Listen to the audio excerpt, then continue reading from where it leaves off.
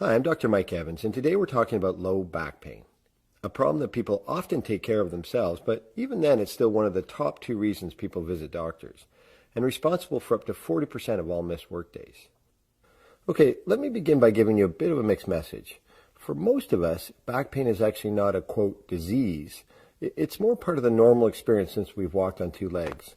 Spinal structures such as bones, ligaments, discs, joints, and nerves interact in marvelous ways to support us to do the million things we do with our backs.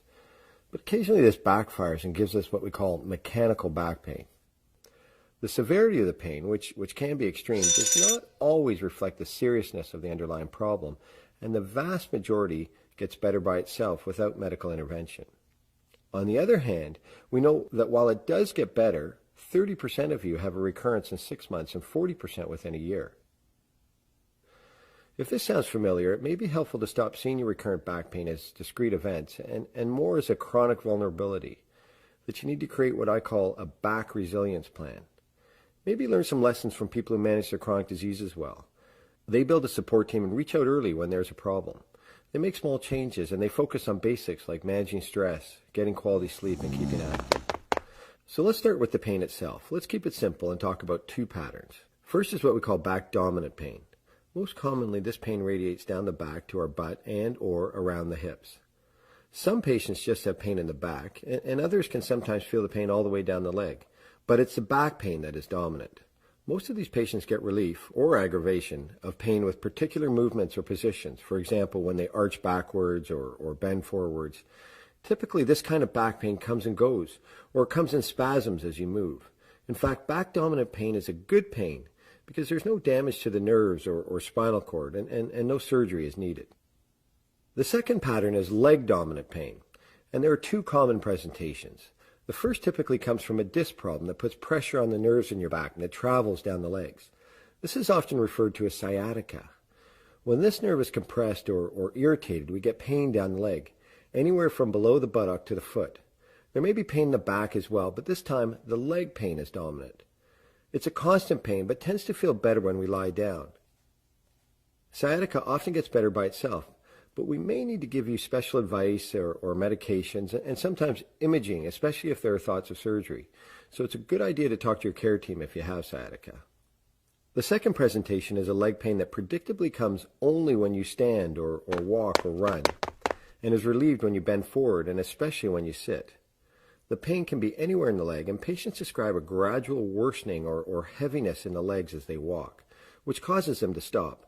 The medical term for this leg pain is neurogenic claudication, and it typically happens to people over 60 and is caused by significant narrowing, or what we call stenosis, of the spinal tunnel containing the nerves. When this gets severe, it makes it hard for your nerves to keep up with your activity. Now, pain predominantly in the back, especially if it is intermittent or short-lasting, is almost always benign. But it's good to quickly review what we call red flags, signs that you may need more investigation. The first red flag is a sudden change in your normal bowel or bladder control, or numbness around the groin and rectal area, which makes us think something might be pressing on the spinal nerves there. The second red flag wonders whether infection is the source of your back pain. So, for example, if you have a sustained fever, if you're an IV drug user, if you have a weakened immune system or at high risk for urinary or other infections. The third red flag is about your risk for fracture in your back. So if your pain started with a big fall or a car accident, or perhaps your bones are brittle because of osteoporosis. The fourth red flag is wondering whether cancer might be involved. So if you have a history of cancer, particularly in the prostate, breast, or lung, and your pain is constant, lasting weeks, even when lying down or at night, or you have other insidious symptoms such as unexplained weight loss, you need to follow this up. And finally, there's back pain that comes from diseases that cause lots of inflammation, such as ankylosing spondylitis. Now, this is rare, but when we look at people with chronic back pain, it can be seen in as many as 1 in 20. It tends to start when people are younger, say ages 15 to 35. They have night pain and lots of morning stiffness lasting over an hour, but this gets better with movement. After red flags, the next question we often get in clinic is, should I have an X-ray or a CT scan or an MRI? So if you have a red flag or are considering surgery for constant leg pain, imaging may be an excellent idea. But less than 5 in 100 patients will actually have a red flag. So does having an X-ray help for the other 95? The answer is no. Professor Richard Deo and his group calculated that only 1 in 2,500 back x-rays show an important finding. Okay, you say, so not too helpful, but what's the harm? Well, there's the radiation, there's wasted time and money, but it's more than that. One famous study MRI'd 98 people with healthy backs and no back pain and found disc problems in 2/3 of them. The problem with this is that it turns out your outlook or your attitude is actually very important to outcomes in low back pain. What we don't want is people saying to themselves, oh, I have back disease, so I better stop exercising. Or every time they feel a twinge, they feel they have a, quote, illness. This brings us to the next type of flags, what we call yellow flags. These 4 flags predict an increased risk that somebody's acute low back pain will become chronic. Number 1 is the belief that back pain is harmful or potentially severely disabling. Secondly is fear and avoidance of activity or movement because of back pain. When I think of these 2 risk factors, I actually think of a trial done with baggage handlers and maintenance workers at an airport who were in bad shape from back pain and had been off work for a month. Dr. Bart Staal and his colleagues in Maastricht, a beautiful town in the Netherlands, divided these workers with severe low back pain into 2 groups. The first group received usual care. The second group received the same, but were also slowly exposed to more and more activity and exercise, and were conditioned to understand that they could function normally despite the presence of some back pain with their activity. In other words, the investigators helped them overcome yellow flag number 1, the belief that all back pain is harmful, and that opened the door to overcome yellow flag number 2, reducing avoidance of activity.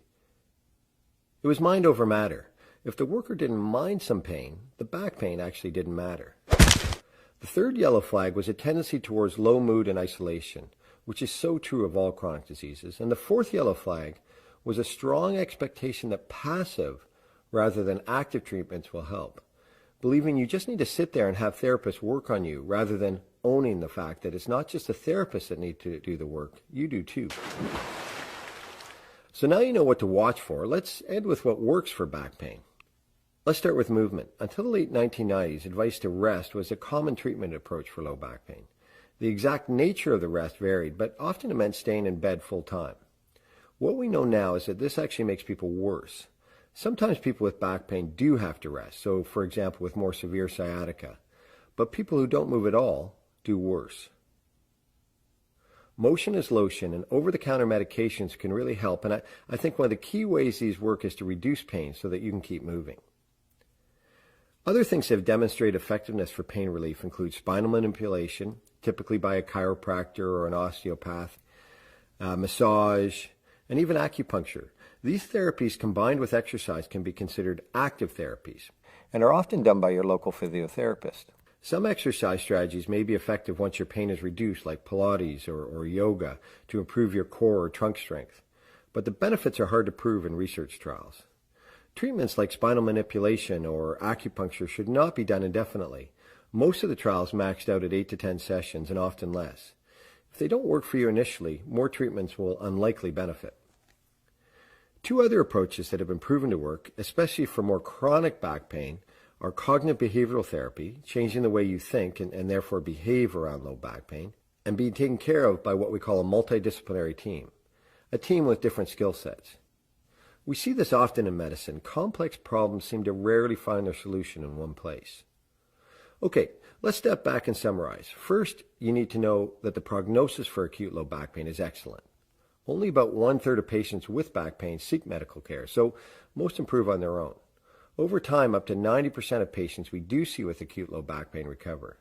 The first episode may be brief or last several weeks, but it does go away.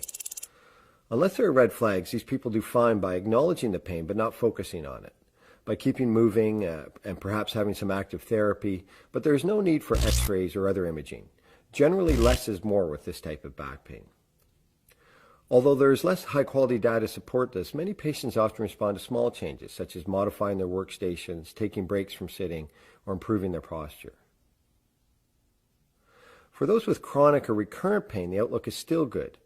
Primary care samples suggest that 1/3 of patients are substantially improved after just a few weeks, and 2/3 after a few months.